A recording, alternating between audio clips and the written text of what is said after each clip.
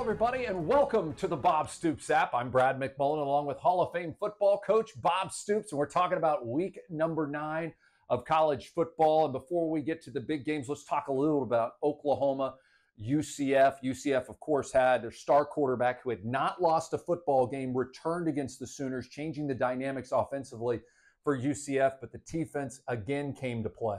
I thought the defense, the first quarter is as good as I've seen.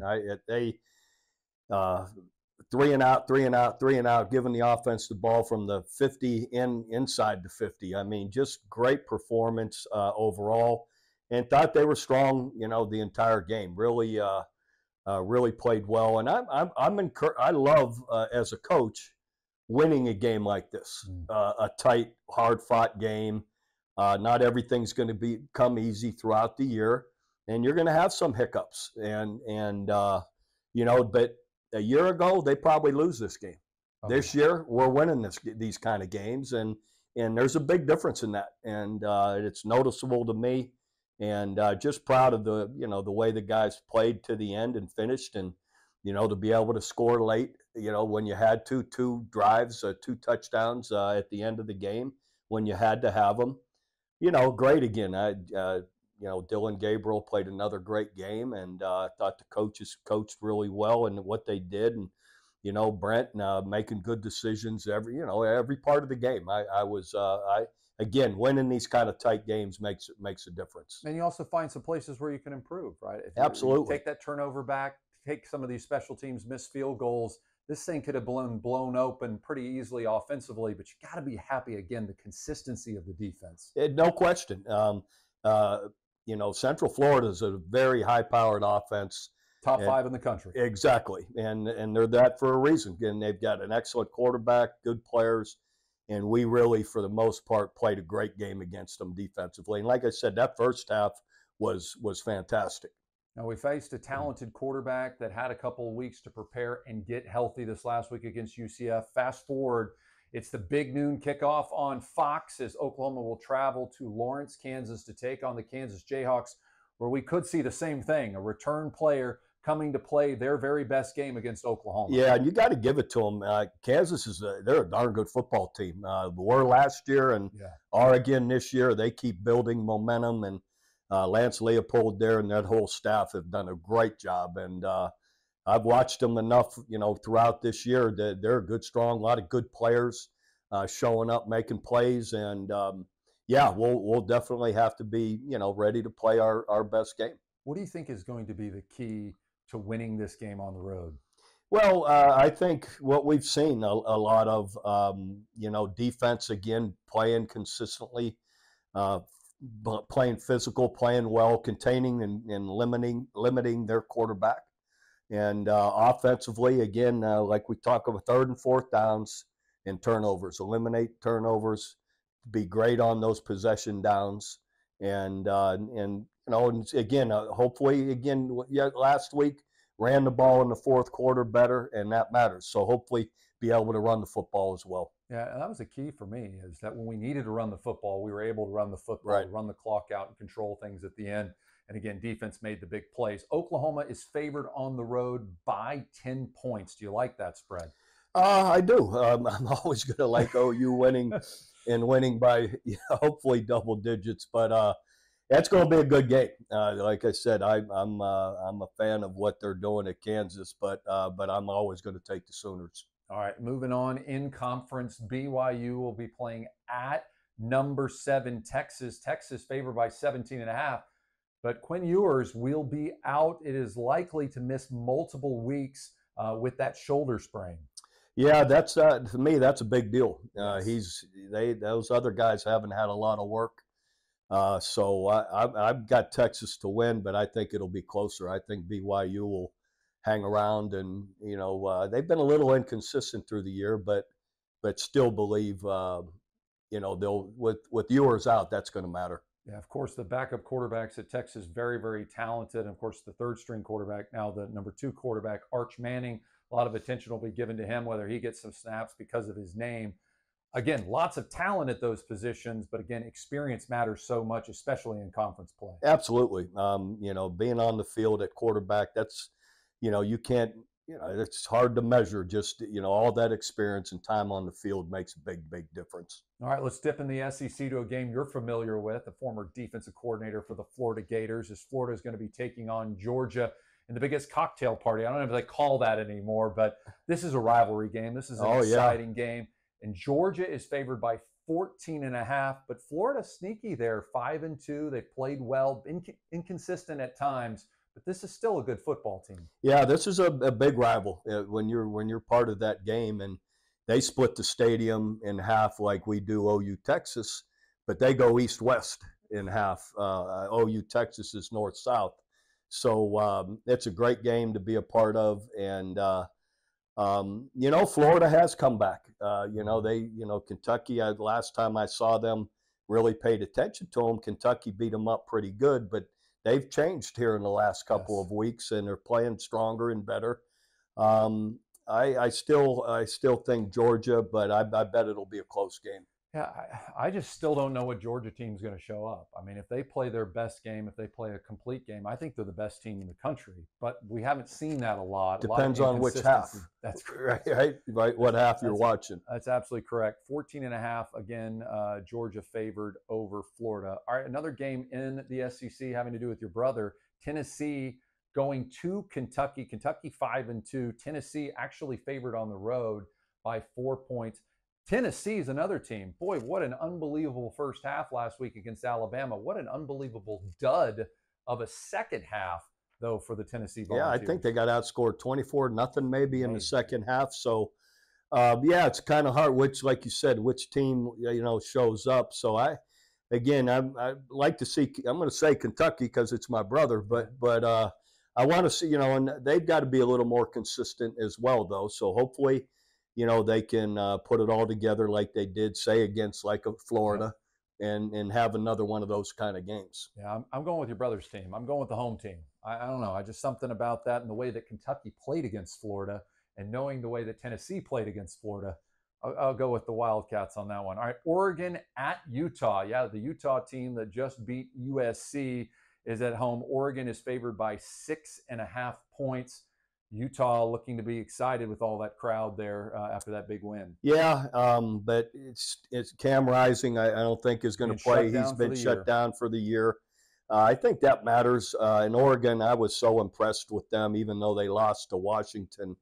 They looked really good, I thought. So I'm gonna go with Oregon here on this one, even though it's away. Yeah, I agree. I just think the emotion of that win, how much celebrating was going on after that USC game, and can they get up again for another big week? That's a challenge for a coach. I mean, you did it a number of times. How hard is it to keep that focus for big game after big game after big game? Yeah, sometimes I'll say this, though, when I liked it when they were in a row because you didn't have time to let your breath out. You knew coming right back that we got to have the same kind of energy and the same kind of focus. So I was a big fan of having them right in a row as opposed to, maybe some other teams where you might think, the players get to thinking they can exhale when they really can't, So anyhow, so I think they'll handle it. Utah's a tough physical team, but I was just really impressed with Oregon, when I really watched them against a really good Washington team. Yeah, and a well-coached team. All right, let's talk about the ACC. Number 20 Duke at number 18 Louisville. Louisville favored by 4 points in this one.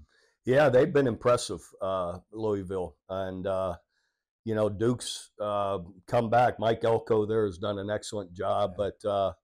But, just from what I've seen with Louisville, where's the game at? It's at Louisville. Here's the question mark, though. When Duke has their quarterback in, they're really, really good. He got hurt against Florida State. He left when they were winning, and then Florida State scored 2 more touchdowns, and Duke could not move the football.